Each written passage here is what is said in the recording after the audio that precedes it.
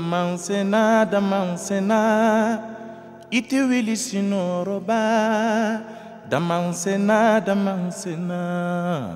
iti wili sinoroba.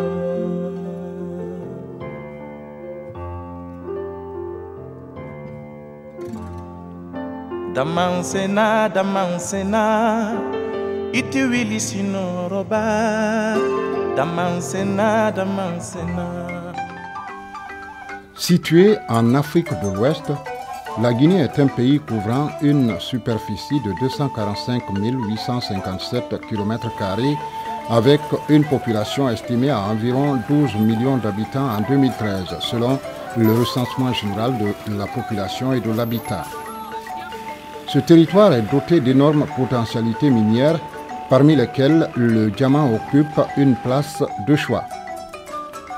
Selon les statistiques du ministère des Mines et de la Géologie, la production enregistrée en 2014 se chiffre à un peu plus de 164 082,72 carats.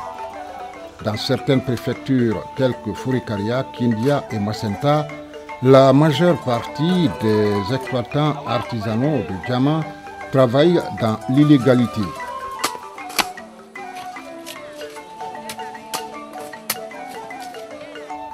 Cependant, la quasi-totalité de la production en Guinée se fait avec des outils rudimentaires à partir de méthodes non conventionnelles.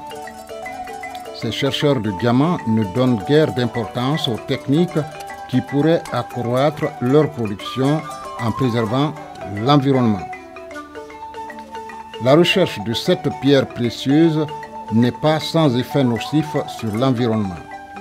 En témoigne l'exploitation sauvage des terres dans plusieurs régions du pays.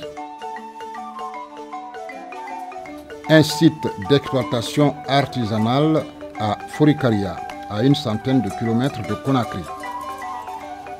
Des dégâts considérables.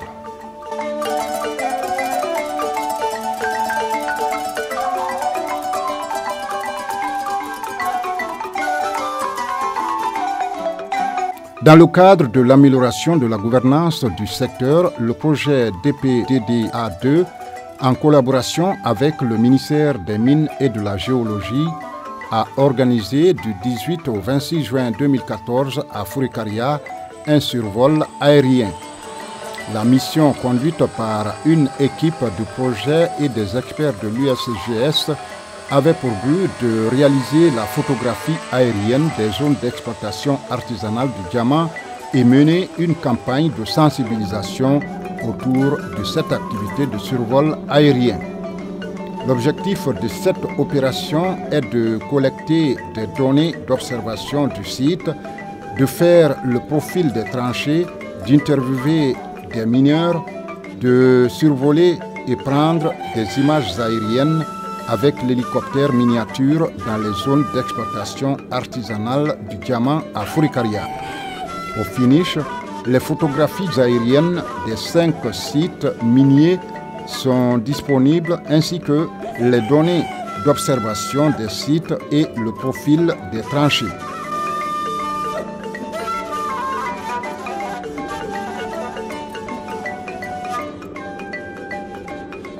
Pour inverser cette pratique dévastatrice de l'environnement, l'Agence américaine de développement USAID a financé la